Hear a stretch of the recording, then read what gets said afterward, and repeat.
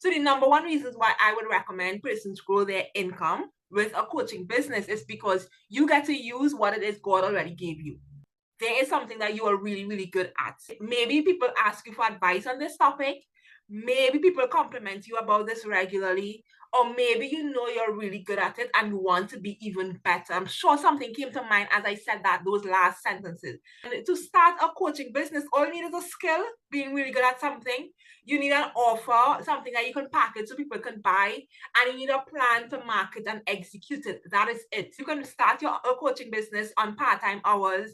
You can do it virtually at your own home, and you can do this in a clean and simple way to grow your income. So that's why I would always recommend start a coaching business, start a teaching or consulting type of business.